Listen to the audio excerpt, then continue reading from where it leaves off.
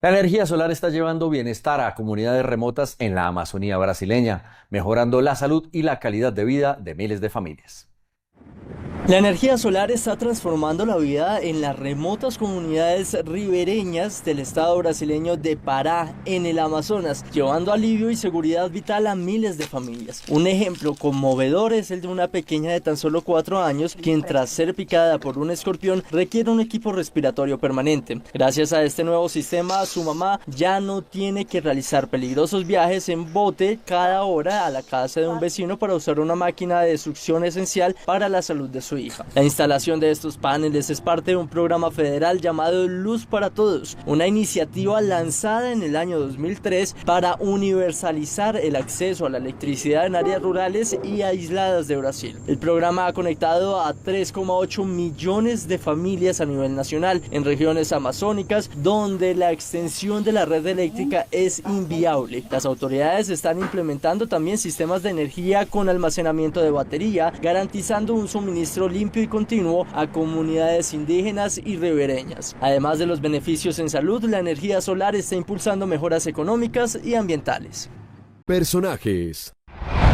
Buenas noches, bienvenidos a Personajes de Noticentro 1. Hoy nos acompaña el director del Instituto Alberto Merani, Julián de Zuviría, quien nos va a hablar sobre el papel de la educación en Colombia a propósito de la decisión de Australia de prohibir las redes sociales para menores de 16 años. Director, buenas noches. Bueno, es un gusto acompañarlos, un cordial saludo a toda la teleaudiencia. Director, hablemos de este método Merani. ¿En qué consiste y cuál es ese diferencial respecto a la educación tradicional colombiana que muchas veces se enfoca solo en memorizar, repetir información? Bueno, la diferencia principal es la que tú acabas de decir. Mientras la educación está dedicada a transmitir cosas, nosotros creemos que la educación debería dedicarse a otra cosa, a desarrollar procesos en los estudiantes. Es decir, el énfasis no es el aprendizaje, sino el desarrollo. Lo importante no es que el niño sepa muchas cosas, sino que aprenda a pensar, comunicarse y convivir. Ese es el cambio principal. Claro, director, hay ciertas diferencias que son muy marcadas, pero quisiera preguntarle respecto a su opinión personal, ¿cuál es ese balance que usted le hace a la educación colombiana actualmente? Bueno, en realidad los resultados nos indicarían que algo muy positivo es que muchos estudiantes están en la escuela, ahora están yendo a la escuela y eso es muy positivo, pero lo grave es que la escuela no les ayuda a consolidar la lectura, a consolidar la escritura, a consolidar el análisis, el pensamiento, la empatía, ponerse en el lugar de los otros. O sea, el balance es muy negativo porque el impacto de la escuela es muy bajo en las competencias fundamentales para la vida. Básicamente se puede decir que el impacto negativo es mayor a lo positivo o a lo bueno de la educación colombiana actualmente. Sin embargo, quisiera preguntarle a usted qué opina respecto a la cantidad de materias que terminan viendo finalmente los estudiantes en los colegios. Sí, influyen, pero hay unos todavía más importantes. Por ejemplo, el currículo. Seguimos con un currículo muy equivocado donde cuando tú eras estudiante, como tú decías, veías, por ejemplo, 15 asignaturas. Es una buena idea, pésima, pésima. ¿Por qué? Porque no están articuladas las asignaturas, porque todas las asignaturas no van para propósitos grandes, como es la lectura, el pensamiento, el análisis, la construcción de proyectos de vida, sino están fragmentadas y están dedicadas a estudiar y a transmitir informaciones que a lo largo de la vida nos sirven. Hay un problema muy grave con el currículo. Segundo, derivado de eso, en educación no hay trabajo en equipo. Como dicen en Nariño, cada maestrito con su librito. Es una pésima idea, porque en educación los docentes deberíamos trabajar en equipo, hacia propósitos comunes. Por eso en educación pasa como si nos subimos 5 personas a una lancha y cada uno rema para un lado distinto. No anda. Eso es lo que le pasa al sistema educativo. Eso es muy, muy grave. Tercero, hay problemas muy serios en la formación de los docentes. Seguimos con métodos muy tradicionales, muy arcaicos, y entonces los docentes, cuando salen de las licenciaturas, ellos mismos tienen muy bajos niveles de razonamiento numérico y muy bajos niveles de lectura crítica. Y uno no puede dar de lo que no tiene. Si yo no leo críticamente, no puedo enseñar a mis estudiantes a leer críticamente. Si yo no soy muy bueno para argumentar y contraargumentar, entonces no puedo enseñar eso. Esos son problemas muy graves. El que tú mencionas del número de estudiantes es un problema muy grave en niños pequeños. Es gravísimo en preescolar. Nadie puede tener un salón de más de 30 en un preescolar. Es grave en primaria, pero no es grave en bachillerato. Incluso en bachillerato sí es bueno los grupos grandes. En primaria es muy negativo porque los niños no han aprendido a escuchar al otro. Para el profesor es un trabajo desproporcionado. Pero la variable más importante son pedagógicas. ¿Y por qué no mejora la educación? Porque no hemos cambiado el currículo, porque no hemos mejorado la formación de los docentes, porque no hemos cambiado las instituciones y porque no hemos puesto a los docentes a trabajar en equipo. Director, y respecto a ese avance con el pasar de los años en la educación en el país, ¿usted considera que aún la educación es muy tradicionalista? Prácticamente no ha cambiado básicamente nada el sistema escolar. Solo muy pequeñas innovaciones han puesto a prueba ideas novedosas. La principal responsabilidad es de la clase política. La principal responsabilidad es del Ministerio Nacional de Educación. Al frente del ministerio en general no han estado personas que comprendan, que hayan estudiado los temas pedagógicos, sino han estado al frente políticos y economistas. Esa es una enorme responsabilidad. Los problemas de currículo, por ejemplo, se originan en buena parte porque en el Congreso cada año crean una nueva asignatura. Entonces hoy tenemos 20 cada año, 18 cada año, y así nadie aprende. Entonces la responsabilidad no es de los maestros. ¿Por qué? Porque ellos no deciden cuál es el currículo, es el ministerio. Porque ellos no deciden cuál es el programa de formación que ellos mismos tienen en su proceso de formación como docentes. Entonces le cabe una enorme responsabilidad. En Colombia la educación para la clase política no ha sido una prioridad, no ha convocado al país, no ha convocado a los que saben de eso a definir proyectos. Y cuando los convocó, que se conoce con el nombre de Plan Decenal, por ejemplo, el tercer Plan Decenal va de 2017 a 2026. Ahí sí convocó a 200 expertos nacionales a que definieran todas las rutas. Pues estamos en 2026 y ese tercer plan decenal no ha empezado. Después de que trabajamos 2 años para definir qué ajuste en el currículo, en el programa de formación, en la educación inicial, en una educación para la paz. Después de que definimos todo eso, 10 años después, el plan tercero, el tercer plan decenal, no se ha iniciado. Y este gobierno ya convocó el cuarto plan decenal sin que se haya empezado el tercero. Se equivocaron los gobiernos anteriores y se equivoca también este gobierno. No han convocado al país y no han convocado a los expertos, pedagogos, investigadores, rectores, maestros, a que nos pongamos de acuerdo. Que un país que no se pone de acuerdo en educación no puede salir adelante. Hay una clarísima responsabilidad de la clase política, de los partidos políticos y el Ministerio de Educación Nacional. Y sin salirnos mucho de ese tema, quisiera preguntarle a usted cómo ve esa articulación entre la educación y las nuevas tecnologías, director.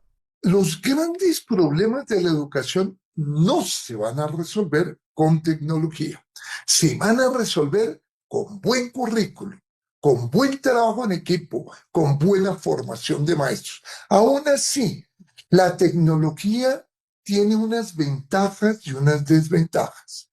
Tiene la enorme ventaja de que permite la comunicación. Ahorita estamos hablando gracias a esa tecnología. Tiene la enorme ventaja de que en pandemia, por ejemplo, permitió que los niños siguieran estudiando. Eso es una joya. Aún así, no va a ser con tecnología que resolvamos los problemas pedagógicos. ¿Por qué? Porque en educación, y todos lo vimos durante la pandemia, la mirada, el jugar un partido de fútbol, el hacer teatro, un debate en una clase, botarnos en el pasto a conversar, eso en educación con niños es totalmente insustituible. La Corte Constitucional concluyó que en Colombia no es legal los colegios virtuales. Sí puede haber universidad virtual, sí puede haber procesos de formación virtuales para mayores, pero con niños no. Todas las mamás supieron en la pandemia que tener a un niño sentado frente a una cámara, pues era una tarea prácticamente imposible. Los que estuvieron en clase en la pandemia de niños pequeños fueron los papás. Los niños se paraban, se van al otro lado, porque es que para un niño es un esfuerzo muy alto la tecnología. Y ahora podemos hablar de otra tecnología que es muy delicada, que son todos estos aparaticos, que son todas estas pantallas, que son unas pantallas que los papás les están dando a los niños cuando no están preparados para eso. En Francia prohibieron el uso de pantallas para cualquier niño menor de 6 años. No pueden. ¿Y por qué no pueden? Porque los niños que se están formando con pantallas encerrados en los apartamentos son niños que no llegan a los colegios con menor motricidad, menor lenguaje, menor atención y menor capacidad para resolver problemas. ¿Por qué? Porque si un niño está en la calle, subió en un árbol, montado en un carro de balineras, en una bicicleta, en un partido de fútbol, aprende a resolver problemas, dialoga. Pero un niño que está encerrado en su casa, con un iPad, que está encerrado en su casa, con un televisor, con una pantalla, un niño pequeño, pues es un niño que no habla, es un niño calladito, mirando, es un niño que no corre, es un niño que no salta. Esa tecnología a edades muy tempranas es muy negativa, no un poquito, muy negativa. Y los jóvenes están saliendo de los colegios con peor nivel de lectura y con menor nivel de autonomía. ¿Por qué? Porque se la pasan pegados a esto. Y lo más grave de todo, es que la crisis emocional está aumentando. La ansiedad de los niños está aumentando. La ansiedad de niños, niñas y adolescentes. ¿Y por qué está aumentando? Porque las redes están volviendo adictos niños, también a los adultos, pero en un niño que todavía está poco formado, que su lóbulo prefrontal está muy poco formado y que cree que puede inmediatamente resolverlo todo, esos niños están llegando con muy poca atención. Hoy los niños se dedican a ver videos de 20 segundos y entonces cuando les ponen una clase de 1 hora, no aguantan, no están acostumbrados. Entonces, esa tecnología usada muy temprano es muy negativa. La paradoja es que esa tecnología bien usada es una maravilla. poder conectarnos, poder tener acceso a toda la música, a todos los artículos, a la biblioteca de la humanidad. No, bien usada es una maravilla, pero eso se demora un niño en aprenderlo. Por eso yo felicito lo que acaba de hacer Australia. Prohibir a menores de 16 años el acceso a las redes. Las redes son muy buenas, pero no son para los niños. En las redes están los pedófilos, en las redes están los estafadores, en las redes están los que hacen el bullying. Y hoy por hoy, esos niños, sin ningún control del Estado, ni de las familias, ni de los colegios, ellos solitos están accediendo. Eso es muy grave y eso es algo que la sociedad tiene que resolver. Y trayendo a colación esos dos casos que usted menciona de Francia y Australia, ¿usted considera que estas prohibiciones deberían aplicarse en Colombia? Sin duda, no solo en el colegio. Debería haber una reglamentación en el país, en las familias y en los colegios. En el país, ningún joven debería poder tener acceso antes de los 16 años a red. Ninguno. Ningún niño debería tener acceso a pantallas antes de los 6 años. Eso a nivel macro. En los colegios también tiene que estar restringido. Ojalá hasta el grado 9, totalmente restringido. Sin embargo, los educadores sabemos que la solución a los problemas no es la prohibición, hay que hacerla.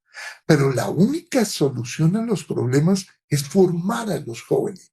Necesitamos jóvenes mejores lectores, necesitamos jóvenes con mayor autonomía y eso no se logra solo con la prohibición. En las clases hay que enseñar a pensar críticamente a los estudiantes, a argumentar, a contraargumentar. Si los formamos así, cuando esos niños lleguen a las redes, no los podrán manipular fácilmente, ni a nivel económico, ni a nivel político y sobre todo, no a nivel emocional. Para lograr eso, tenemos que cambiar el sistema educativo. Tenemos que hacer un sistema educativo más articulado al desarrollo integral. Tenemos que entender que las materias son medios y no son los fines.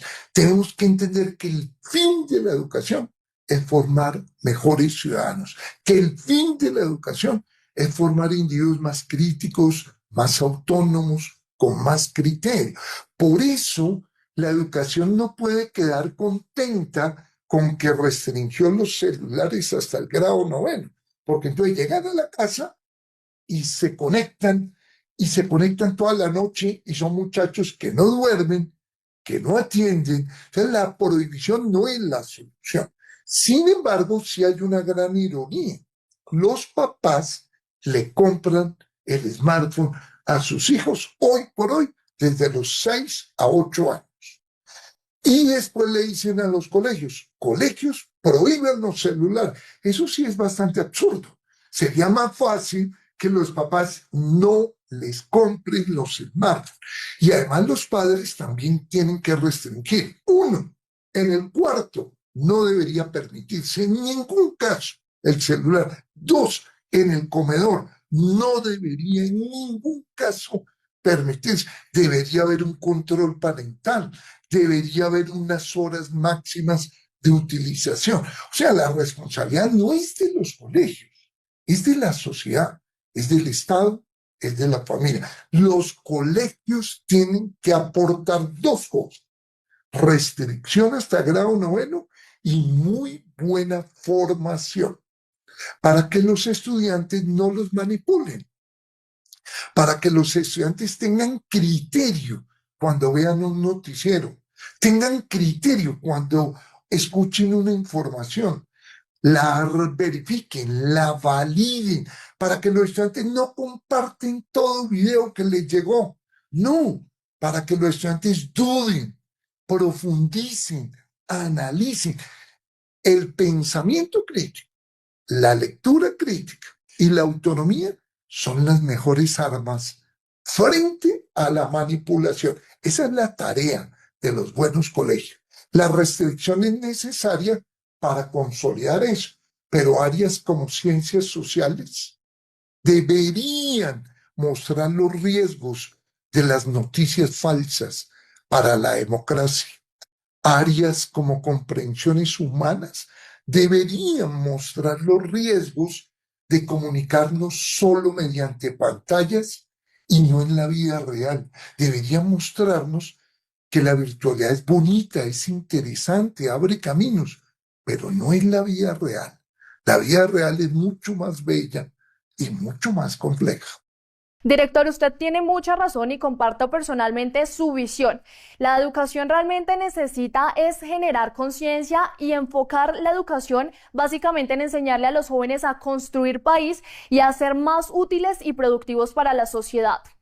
Bueno, muchas gracias a ustedes por abordar estos temas que son tan importantes para el desarrollo nacional. De lo que hagamos con la educación dependerá qué país queremos seguir construyendo. Un abrazo. Hasta aquí, personajes. Continúen con más Noticentro 1.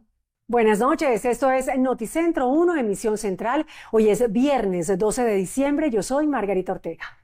Y yo soy Joan Avellaneda. A continuación les vamos a presentar las noticias más importantes de Colombia hoy. Bienvenidos. Alerta nacional por paro armado del ELN. Medida inicia el domingo 14 de diciembre. El grupo guerrillero dice que es en protesta por operaciones militares de Estados Unidos en Colombia. Otra pelea entre funcionarios del gobierno Petro. Carlos Carrillo acusa y señala al ministro del Interior, Armando Benedetti. Dice que convierte el fondo de adaptación en un botín burocrático. El ministro del Interior se defiende, dice que Carrillo no ha desmentido acusaciones y niega ayudas al hermano del ñoño Elías. Sigue la pelea política. Freno a uso de redes sociales de entidades estatales con mensajes a favor del gobierno. Decisión clave del Tribunal Administrativo de Cundinamarca. Presidente Petro responde a fallo del tribunal y defiende uso de redes oficiales. Dice que el jefe de Estado es la suprema autoridad. Exministro Luis Carlos Reyes denuncia que familiares y ministros del gobierno Petro habrían intentado hacer negocios con alias Papá Pitufo, máximo contrabandista. Exigen investigar a juez que usó inteligencia artificial para condenar a procesado por abuso sexual. Aves colombianas inspiran llamativas piezas artesanales para regalar en Navidad. Esto y más en las noticias del entretenimiento. El ELN anunció un paro armado nacional de 72 horas en lo que ellos han denominado un mensaje directo al presidente de Estados Unidos, Donald Trump, y sus amenazas de invasión a Colombia. Este paro armado se desata luego de que el presidente de Estados Unidos, Donald Trump, advirtiera que debido al narcotráfico, Colombia podría ser el próximo país en ser intervenido después de Venezuela. He better wise up or he'll be next. He'll be next too. And I hope he's listening. He's going to be next.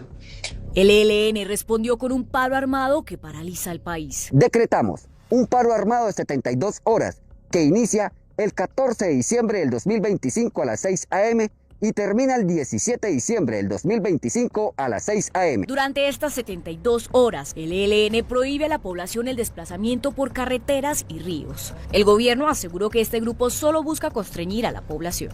En algo que cínicamente llama como paro armado, que no es más que un constreñimiento criminal. Este grupo amenaza a Colombia. Por ello hemos desplegado todas las capacidades. Sin embargo, expertos advierten que el impacto real no es internacional y exigen una respuesta contundente del gobierno. ¿Será que creen que a Trump le afecta eso? Le afecta es al campesino, que no puede entrar ni salir por sus alimentos, que no puede salir a comprar el arroz, ni el medicamento, ni vender la leche. Gustavo Petro tuvo 2 años paralizada la fuerza militar y hoy se devuelve fortalecidos atacando a la población civil y retando al presidente de la República. Debe de responder con total contundencia. ¿Hasta cuándo los grupos armados seguirán ejerciendo control sobre la población? El país exige respuestas contundentes por parte del gobierno. Noticia en desarrollo. Por su parte, Carlos Carrillo respondió a las denuncias y asegura que él le resulta incómodo al ministro del Interior, Armando Benedetti, en especial por las denuncias que ha hecho sobre irregularidades en el Fondo de Adaptación. Luego de responder a los señalamientos de baja ejecución presupuestal presentados por la directora del DAPRE, Carlos Carrillo, director de gestión del riesgo, se defendió. Dijo que durante su administración en el Fondo de Adaptación no se habían presentado denuncias ni problemas que le atribuyen y que el informe de gestión entregado no recibió objeciones antes de cambiar la gerencia. Acusó a Armando Benedetti de tener influencia en las decisiones del fondo, señalando que personas cercanas al ministro habían sido designadas en posiciones estratégicas y que algunos contratos como la ruta del arroz podrían haber sido manejados bajo presiones políticas. Esta denuncia, que no lo digo yo, es la denuncia que llega al día siguiente, dice que esto es de la ñoñomanía del senador Julio Elías y de Bernardo el ñoño Elías, socios políticos de Armando Benedetti de vieja data. Creo que toda la opinión pública sabe que uno de los mayores procesos más enredados que tienen Armando Benedetti, pues absolutamente sub iudice, es el de FONADE. La controversia escaló cuando Benedetti respondió públicamente a través de redes rechazando cualquier vínculo con las decisiones de este fondo. Sigue vivo el fuego amigo dentro del gobierno nacional, después de que Angie Rodríguez acusara a Carlos Carrillo de la UNGRD. Ahora es el ministro del Interior, Armando Benedetti, quien arremete contra Carrillo. En un mensaje, el ministro Armando Benedetti afirmó que quienes han defendido a Carlos Carrillo no han sido capaces de desmentir una sola vocal tras lo dicho por Angie Rodríguez, directora del DAPRE, en cuanto al escándalo del Fondo de Adaptación. Señaló además que el director de gestión del riesgo estaría intentando desviar el foco del debate al involucrarlo a él y hacer comparaciones con el hermano del ñoño Elías, lo que calificó como una trampa. Como lo que en realidad eres, un farsante e inepto. Como dicen quienes te conocieron en esos lares, ¿qué podría esperarse de un jibarito de barrio de Londres? Y lo de jibarito no lo digo por la extraordinaria música puertorriqueña. Ahora en el impostado papel de administrador de nobles y altísimas obligaciones de gobierno. El cruce se da en medio de la controversia por las denuncias sobre el manejo del Fondo de Adaptación que ya han generado reacciones dentro del gobierno y expectativas sobre eventuales decisiones de los organismos de control. Decisiones sobre este nuevo escándalo que golpea al gobierno. El Tribunal Administrativo de Cundinamarca sentó un precedente y aseguró que las redes sociales del Servicio Geológico Colombiano no pueden ser utilizadas para enviar mensajes en favor del gobierno. Este mensaje publicado en las redes sociales del Servicio Geológico Colombiano, entre otros, en los que habla de temas como salud, política y el gobierno Petro, no tendrían relación con sus funciones, por lo que el Tribunal de Cundinamarca consideró este tipo de mensajes como publicidad oficial. Ordenó a la entidad que se abstenga de hacer este tipo de publicaciones. Se abstenga de orientar la publicidad oficial de la entidad, adelantada a través de sus canales oficiales de comunicación o mediante campañas coordinadas con otras obras de orden nacional por fuera de su funcionalidad institucional. Señala que los mensajes del Servicio Geológico deben estar relacionados con su objeto legal y no con publicidad oficial. Se instará a la entidad accionada para que evite utilizar la publicidad oficial de la entidad o cualquier otro mecanismo de divulgación o comunicación institucional para la promoción o exaltación de servidores públicos o para replicar mensajes ajenos a su objeto legal. El presidente Gustavo Petro reaccionó frente a la decisión del Tribunal Administrativo de Cundinamarca y de la misma manera que lo ha dicho en otras situaciones y para otras oportunidades, aseguró que él es la máxima autoridad administrativa del país. El presidente Gustavo Petro afirmó que la Constitución establece de manera clara que el presidente de la República es el jefe de Estado y máxima autoridad administrativa. En ese sentido, sostuvo que su comunicación institucional no puede ser limitada por decisiones judiciales que a su juicio desconocen ese principio constitucional. Si quieren impedir que se comunique, deben cambiar la Constitución. No hay promoción de la presencia, hay comunicación del presidente con su sociedad. El pronunciamiento del jefe de Estado se dio luego de que se conociera el fallo del Tribunal Administrativo de Cundinamarca, que llamó la atención a entidades del Estado por el uso de redes sociales oficiales para promover la presidencia. La decisión ha generado reacciones encontradas en el ámbito político y jurídico sobre los límites entre la comunicación institucional y la promoción gubernamental. Un nuevo choque entre el gobierno y exfuncionarios. Esta vez el exministro de Comercio Luis Carlos Reyes aseguró que familiares del presidente Gustavo Petro intentaron hacer negocios con alias Papa Pitufo. La declaración provocó reacciones inmediatas del presidente y del ministro del Interior, Armando Benedetti, quienes le exigieron explicaciones sobre su gestión en la DIAN. Luis Carlos Reyes afirmó que personas cercanas al presidente Gustavo Petro y miembros de su gabinete habrían intentado establecer negocios con alias Papá Pitufo. El presidente Petro respondió a través de su cuenta de X señalando que Reyes debe explicar por qué llevó a Alexandra Rizzo a la DIAN y las razones por las cuales fue retirada de la entidad. La investigación adelantada por mi gobierno sobre una DIAN paralela que utiliza el software de la entidad para evadir impuestos y realizar contrabando técnico con sellos oficiales ha sido entregada a la Fiscalía y haré públicos sus resultados. Por su parte, el ministro del Interior, Armando Benedetti, cuestionó duramente al exministro y puso en duda su credibilidad. Benedetti afirmó que Reyes solo habló de presunta corrupción después de salir del cargo, lo que calificó de desleal y sugirió que su comportamiento resulta sospechoso, intensificando así el cruce de señalamientos alrededor del manejo de la DIAN y las denuncias relacionadas con alias Papá Pitufo. La Comisión de Disciplina Judicial ordenó investigar a una juez que utilizó de manera indebida la inteligencia artificial para proyectar una condena a un hombre que estaba siendo acusado de abuso sexual y quien resultó ser inocente. El caso de un hombre señalado de abuso sexual sentaría un precedente en el sistema judicial colombiano. El juzgado 21 del circuito de Bogotá condenó en primera instancia al hombre, quien posteriormente apeló la decisión terminando en el Tribunal de Bogotá, que anuló la condena, con la sorpresa de que el tribunal determinó que gran parte del fallo fue hecho con inteligencia artificial, incluyendo legislación inexistente y referencias falsas. El caso no terminó ahí y la Comisión de Disciplina Judicial ordenó investigar a la juez. Para que se investiguen los presuntos hechos que eventualmente podrían configurar una falta disciplinaria que involucran la participación de la titular del juzgado 21 penal del circuito de Bogotá y que están relacionados con la nulidad que decretó el Tribunal de Bogotá por cuenta, al parecer, del uso inadecuado de la inteligencia artificial, lo que trastocó y pudo afectar el trámite adecuado de un proceso penal que se investigan hechos relacionados con un presunto abuso sexual. El órgano disciplinario recordó a los jueces que hay unas directrices claras para el uso de la IA en la justicia. En Noticentro 1 hacemos una pausa. Regresamos en segundos con más noticias. Se siguen moviendo las piezas políticas de cara a las elecciones de 2026. Todo apunta a una alianza entre precandidatos del centro y la centroderecha.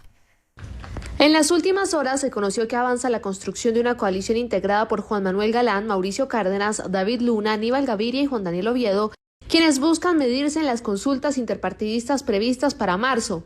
Según lo revelado, el objetivo es llegar con un candidato único a primera vuelta presidencial. A este bloque podrían sumarse otros nombres del escenario político como Vicky Dávila y Juan Carlos Pinzón, mientras que en paralelo también se registró un encuentro entre Enrique Peñalosa y Juan Carlos Pinzón, quienes discutieron la necesidad de unir fuerzas para enfrentar a la izquierda en la consulta interpartidista del próximo 8 de marzo. Además de los acercamientos entre estos sectores, las conversaciones aún no están cerradas y se mantienen en una fase exploratoria en la que cada precandidato evalúa su viabilidad electoral, el respaldo de los partidos y las reglas de juego de las consultas. Tras la incautación de un barco petrolero venezolano por parte de Estados Unidos, el presidente Gustavo Petro denuncia invasión en el Caribe y cuestiona la falta de unidad en América Latina. Durante su intervención, el jefe de Estado aseguró que el Caribe enfrenta una presión creciente que compromete la soberanía, los ecosistemas marinos y la seguridad regional. Además, expresó su inconformidad por la falta de una postura común de los países latinoamericanos frente a la situación. Ni un solo presidente latinoamericano ha llamado a otro presidente latinoamericano para preguntarse qué hacer ante el hecho de que estamos siendo invadidos, porque no existe aguas internacionales en el Caribe. El Caribe está lleno de los pueblos del Caribe. El mandatario ha venido insistiendo en distintos escenarios internacionales en la necesidad de proteger el Mar Caribe frente a dinámicas que incluyen explotación indiscriminada de recursos, presencia de actores externos y disputas geopolíticas que, según ha dicho, afectan directamente a los pueblos costeros y a las economías locales. Para Petro, la ausencia de la estrategia conjunta debilita la capacidad de respuesta de la región. Las declaraciones se dieron en un marco de una agenda diplomática desde San Andrés, donde el gobierno ha reiterado su interés de posicionar al Caribe como un tema prioritario en la política exterior colombiana.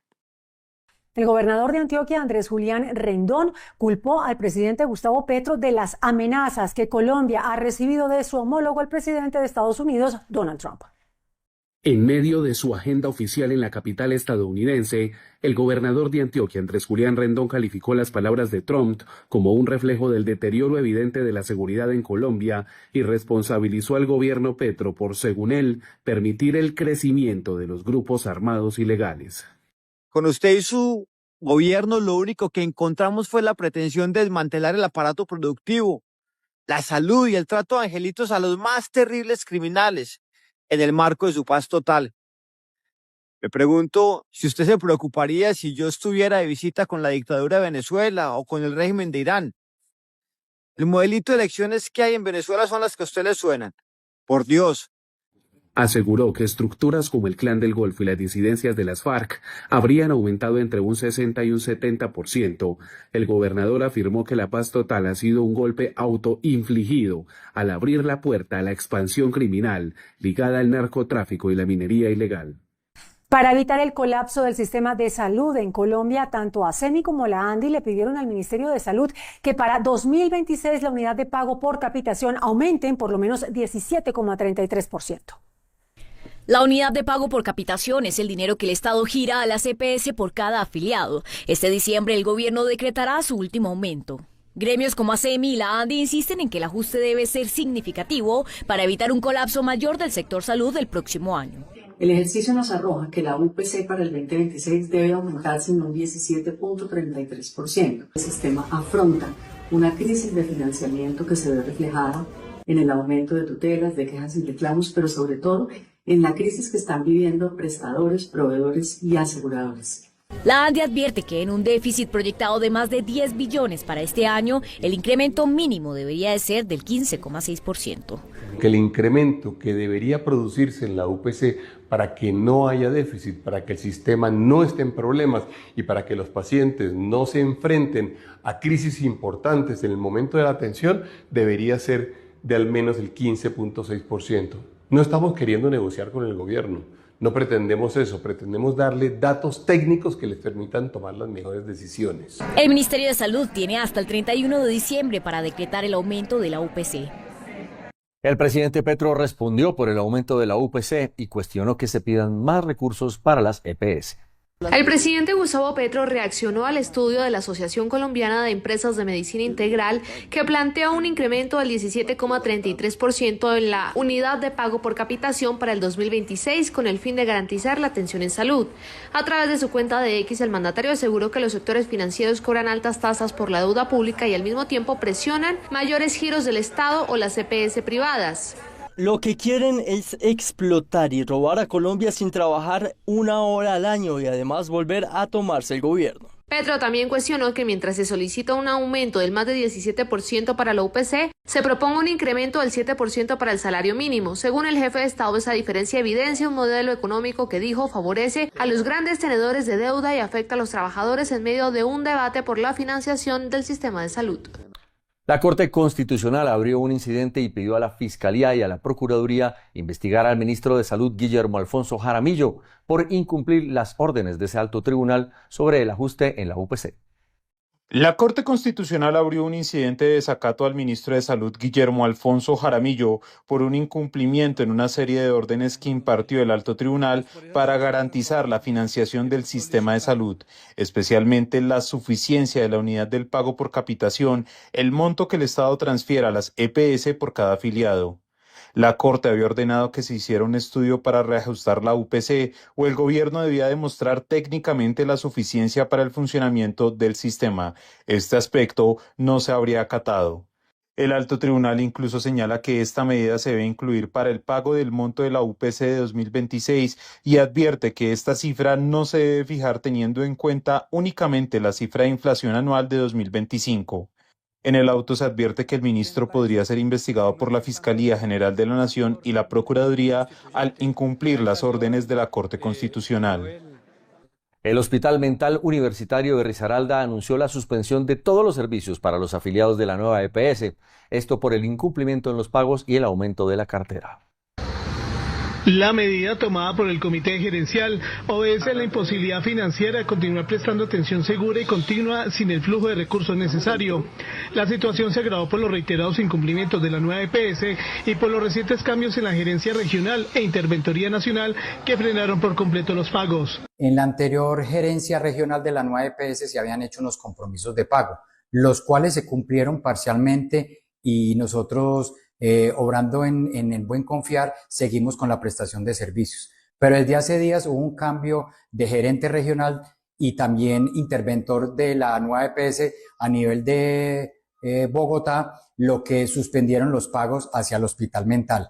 Entonces, pues muy triste para nosotros, pero no tenemos cómo funcionar y para cerrar el año.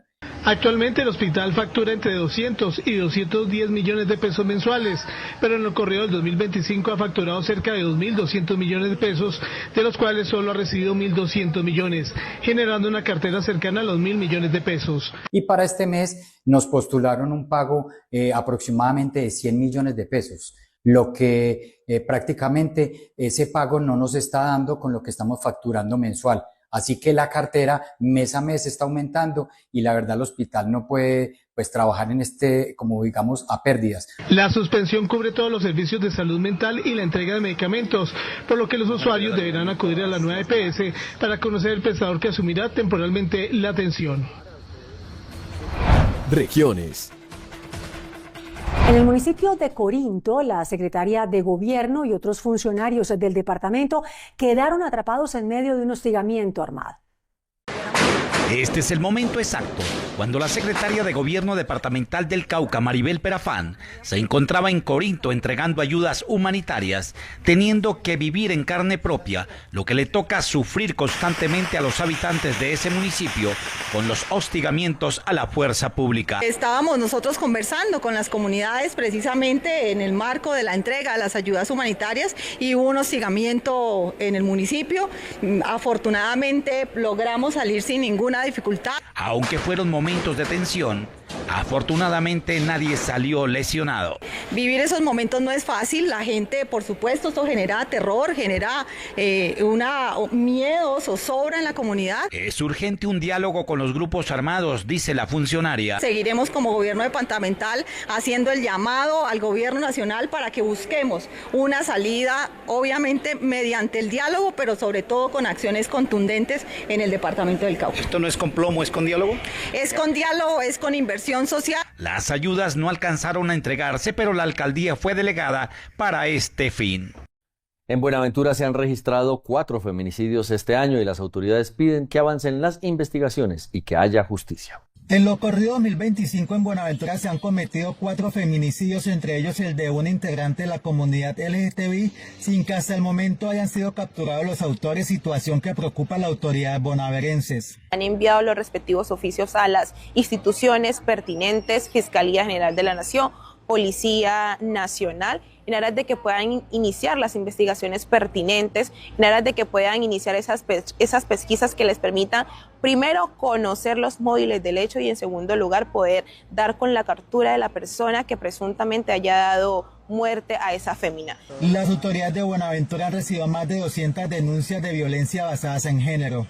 Actualmente, en lo que va corrido de la vigencia 2025, tenemos un número más o menos de 205 casos por violencia intrafamiliar.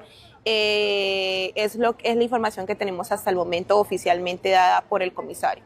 Por otra parte, se conoció que la justicia colombiana condenó a Esteban Riascos Hernández a 18 años de cárcel por agresión y abuso sexual en contra de una mujer de 20 años en hechos ocurridos en agosto pasado en el corregimiento de Cisneros. Vamos a hacer una breve pausa en Noticentro 1. Y regresamos en instantes. Docentes de la Universidad del Cauca llevan al menos 40 horas encadenados en la vicerrectoría administrativa de la institución, esperando por la formalización de sus contratos. Los profesores permanecen encadenados en las instalaciones de la Vicerrectoría Administrativa de la Universidad del Cauca en Popayán, exigiendo garantías laborales. Que sobre ellos está recayendo el quehacer universitario en las universidades públicas. Y los profesores de planta ya somos muy pocos. Sin embargo, estos profesores vienen siendo tratados bajo esta figura de ocasionalidad. critican la dilación para agilizar el proceso de formalización. Ha habido una resistencia sistemática por parte de los rectores de muchas universidades, en particular la de nosotros. Desde la Universidad del Cauca se argumenta que es la falta de dinero, que de disposición sí hay para la formalización de estos docentes. Le estamos pidiendo al Ministerio de Educación Nacional, al Gobierno Nacional, que nos den recursos para poder hacer esta formalización. Lo hemos hecho a través de diferentes oficios, a través de diferentes momentos de la vida nacional, y pues esperamos que ojalá con la reforma del artículo 86-87 de la ley 30, de otros mecanismos que pueda tener el ministerio, pues nos den esos recursos para poderlo hacer. Los profesores han indicado que continuarán con esta jornada de protesta hasta que el ministro venga y dialogue con ellos y la universidad.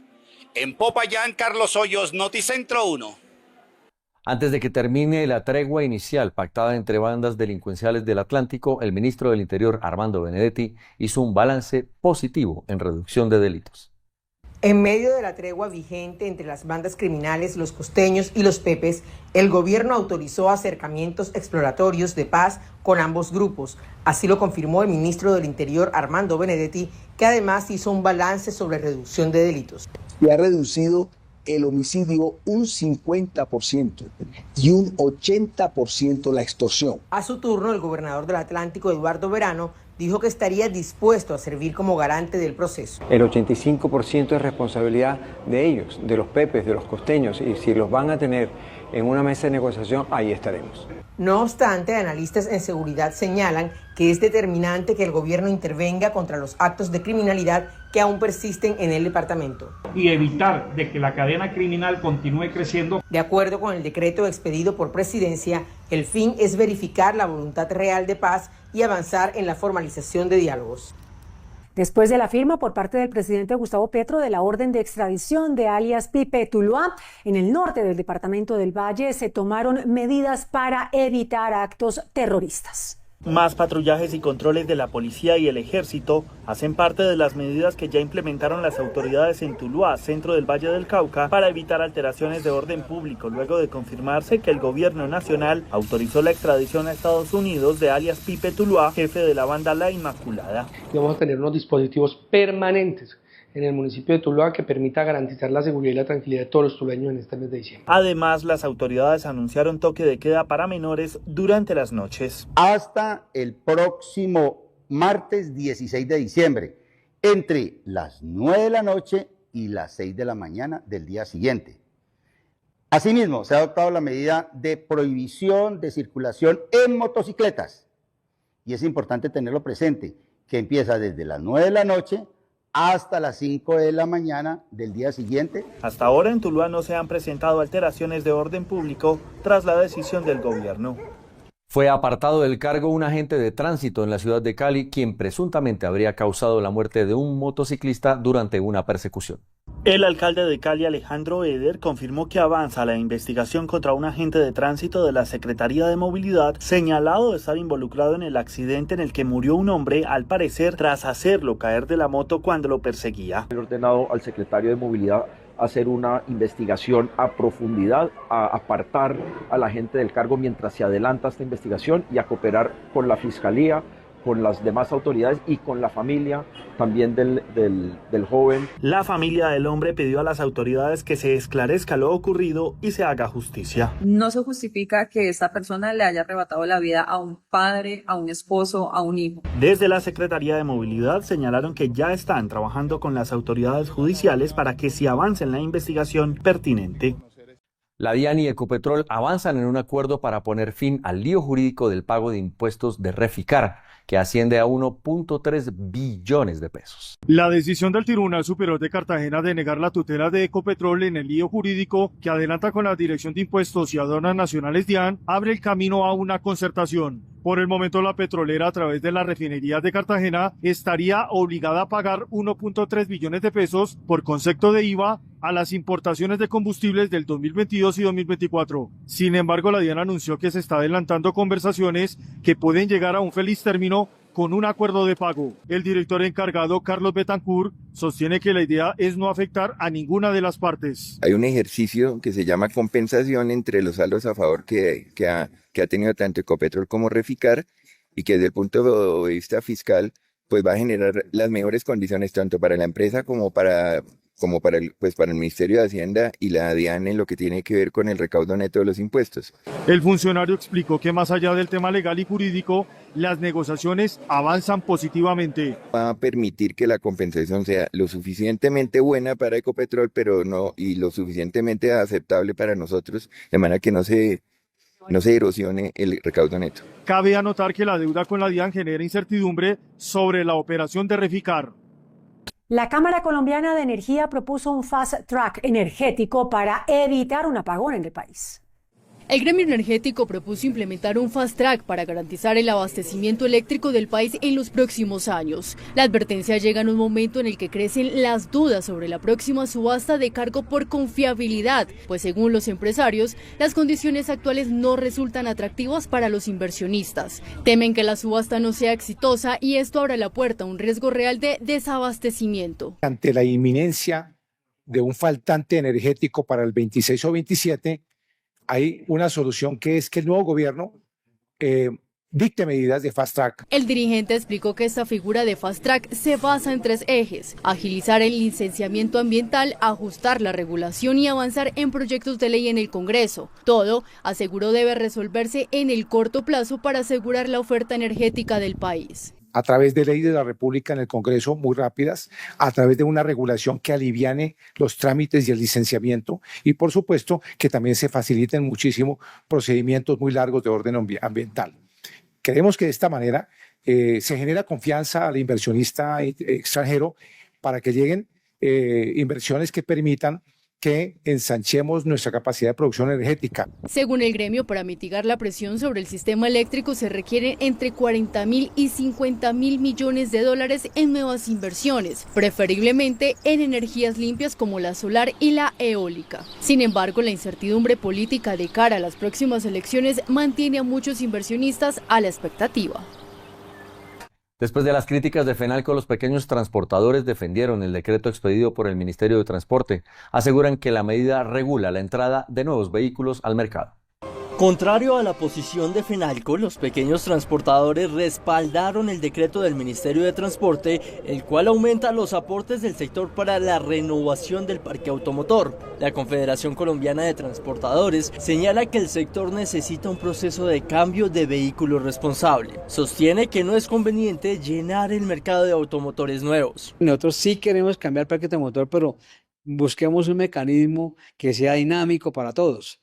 Yo cambio mi carro viejo, pues yo tengo cómo garantizar que me van a pagar bien. Fuera de eso, que me van a dar un crédito donde yo pueda comprar un carro nuevo. Entonces, si miramos ese equilibrio que pueda darse para todos los transportadores que sí lo necesitamos, es que le decía algo a Freddy. El parque automotor de carga mueve directa e indirectamente 3 millones de personas, toda la cadena del transporte. Entonces, si se quedaron los camioneros, pues miren la afectación que va a suceder, la inflación, etcétera. Entonces, nosotros vemos de que tenemos que buscar cómo garantizamos la estabilidad futura de todas las familias transportadoras. El dirigente manifestó que se debe continuar trabajando por el sector. La Agencia Nacional de Minería anunció la capacitación de trabajadores para el fortalecimiento en la comercialización del oro. Durante la rendición de cuentas de la Agencia Nacional de Minería, anunció que el país cuenta con 62.700 mineros de subsistencia de oro formalizados e inscritos en la plataforma Génesis. Estos serían la base para que el Estado compre directamente el oro a los territorios. El 97% de la producción aurífera la ejercen medianos y pequeños mineros en 1.554 áreas asociadas a este metal precioso que corresponden al 0,24% del territorio nacional. Se trabaja por erradicar la extracción ilícita. Para avanzar en esa comercialización de oro y evitar la extracción ilícita de minerales. Es muy importante tener en cuenta a todos estos mineros de subsistencia que tenemos en nuestro país y que con ellos se avanza hacia una legalización de la minería en nuestro país. Se promueven programas de formalización, asociatividad y buenas prácticas. La DIAN lanzó un mega operativo llamado Plan Navidad en al menos 13 ciudades del país, afectando las rentas del comercio ilegal. La DIAN puso en marcha un cerco estratégico contra el contrabando que se ejecuta de manera simultánea en 13 ciudades del país, entre ellas Bogotá, Medellín, Cali, Barranquilla, Cartagena, Cúcuta y Bucaramanga. Un operativo simultáneo contra el contrabando. Están trabajando en esto más de 300 funcionarios de la DIAN, más de 200 personas de la Policía Fiscal Aduanera. En la capital del país, las autoridades ingresaron a 15 bodegas ubicadas en una vivienda de 3 pisos en el sector de San Andresito de San José, donde fueron hallados 681 bultos de mercancía ilegal avaluados preliminarmente en 800 millones de pesos. El 50% o el 80% de la mercancía tiene soportes de facturas, manifiestos. Son personas que trabajan con fabricantes nacionales también de calzado, porque conozco a muchos.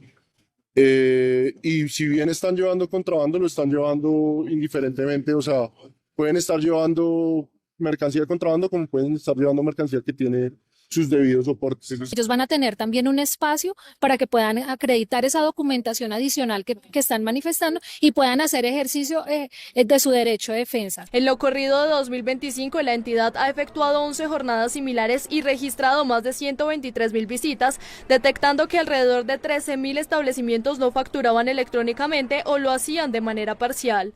Según SIP Global y el Banco Mundial, la Sociedad Portuaria de Buenaventura fue destacada como el segundo puerto de América Latina y el número 28 en el mundo. La Sociedad Portuaria Buenaventura se ubicó como el segundo puerto más importante de América Latina y el número 28 a nivel mundial, según un ranking del Banco Mundial y SIP Global, al movilizar más de 11 millones de toneladas este 2025. Este año hemos tenido un crecimiento enorme en carga. Por encima, yo creo que solo la bahía misma ha crecido 17%, que es astronómico, pero la sociedad portuaria ha crecido más del 34%, en contenedores más del 50%. Estamos moviendo más del 15% más carga en este año que se movió antes de la pandemia. Según el directivo empresarial, la vía que comunica a Buenaventura con el resto del país ha sido objeto de bloqueo frecuente por parte de diferentes actores, lo que afecta a la ciudadanía y al comercio nacional. Todo lo que hay que asegurar es que las autoridades reaccionen rápido, hagan las mesas, cierren y abran la vía lo más pronto posible. Este año solo hemos tenido un cierre largo de 3 días que afectó todo, pues el único, ¿no? Y tenemos que asegurar de que eso realmente lo mejoremos y que no nos impacte más. Más impacta Buenaventura. Un cierre de 3 días en Buenaventura se acabó el gas, se acabó la comida. No, eso no puede. Eso es contra Buenaventura. El puerto de Buenaventura consolidó su rol como el principal punto de salida de las exportaciones agrícolas del país, movilizando el 72% del café colombiano y el 93% del azúcar que se exporta al mundo. FENALCE y la Gobernación de Cundinamarca firmaron un acuerdo para impulsar la producción de frijol en el país. Con el fin de desarrollar un programa de fortalecimiento para una producción de frijol sostenible en agrosistemas, la Federación Nacional de Cultivadores de Cereales, Leguminosas y Soya, FENALCE, firmó un convenio de asociación con la Gobernación de Cundinamarca. La inversión total de este convenio es de 1.143 millones de pesos, de los cuales la Gobernación aportará 800 millones de pesos y FENALCE 343 millones. Se cubrirán 300 unidades productivas de frijol en 6 municipios priorizados, impactando a 300 agricultores de 3 provincias de Cundinamarca. El programa cuenta con 3 componentes: asistencia técnica, entrega de kits de fertilización y entrega de kits de reforestación. El DANE reportó un descenso en la informalidad en el país en el trimestre de agosto a octubre de este año. El informe del DANE reportó que la informalidad en Colombia bajó levemente en el trimestre móvil agosto-octubre al pasar del 55,6 al 55,4%. De acuerdo con la entidad, las ciudades con la mayor tasa de informalidad fueron Bogotá con el 34,8%, Manizales con el 36,2% y Tunja con el 39,4%. Por género, los hombres registraron un 57,8%, mientras en mujeres fue el 52,2%. De esta manera, se mantiene una tendencia positiva en la reducción de la informalidad, que en parte se da por la reactivación económica de varios sectores. En Noticentro 1 llegó la hora de conocer los indicadores económicos para este viernes 12 de diciembre. Indicadores económicos. La tasa representativa del mercado que regirá hasta el próximo lunes será de 3.788 pesos con 53 centavos. Los profesionales del cambio compran la divisa en promedio entre 1.790 pesos y la venden entre 1.840 pesos. Un euro cuesta 4.466 pesos con 20 centavos. La libra de café en Nueva York se cotizó a $3 con 69 centavos. El precio interno se cotizó a 2.826.000 pesos la carga. El barril de petróleo WTI se cotizó en $57 con 52 centavos. La referencia Brent para Colombia se cotizó en $61 con 20 centavos. El índice de capitalización de la Bolsa de Valores de Colombia bajó 0,26% a 2.108 puntos.